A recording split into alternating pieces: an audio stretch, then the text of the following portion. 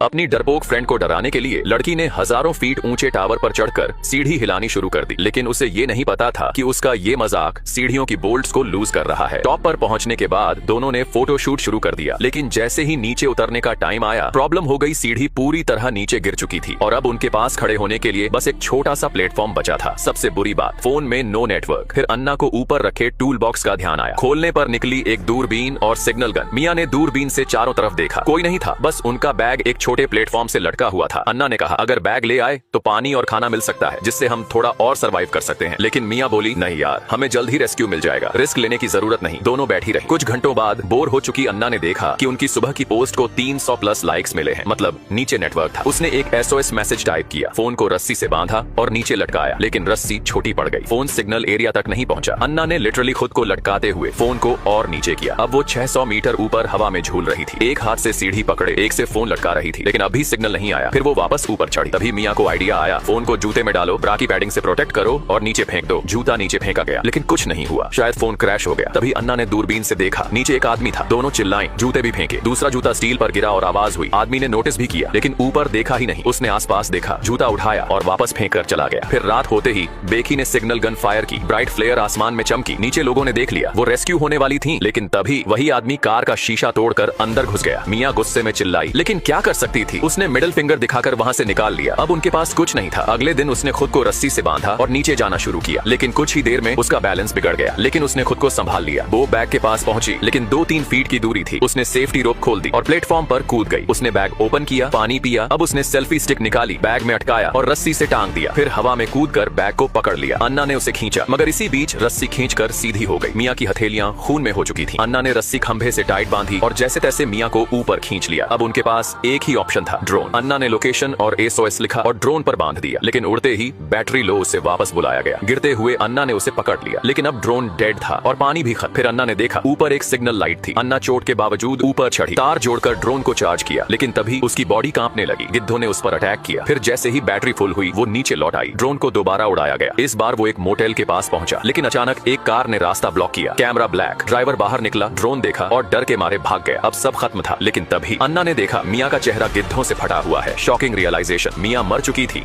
जब वो बैग लेने गई थी, तभी गिरकर मर गई थी। अब तक अन्ना सिर्फ उसे इमेजिन कर रही थी। डर, अकेलापन और भूख के बीच अन्ना ने आखिरी कोशिश की। उसने गिद्ध को पकड़कर मार डाला और उसका कच्चा मांस खा लिया। उसने नया प्लान बनाया। मियां के जूते में फोन रखा, SOS भेजा, फिर उसकी डेड बॉडी को नीचे गिरा दिया और इस बार मैसेज डिलीवर हो गया। रेस्क्यू टीम आ गई। अन्ना बच गई, लेकिन मियां की डेथ एक्सीडेंट नहीं थी, क्योंकि मियां ही थी जो उसके बॉयफ्रेंड के साथ अफेयर में थी। वो सब छुपाकर उसे टावर पर लेकर आई थी, लेकिन जब मियां बैग लेकर लौटी, अन्ना ने जानबूझकर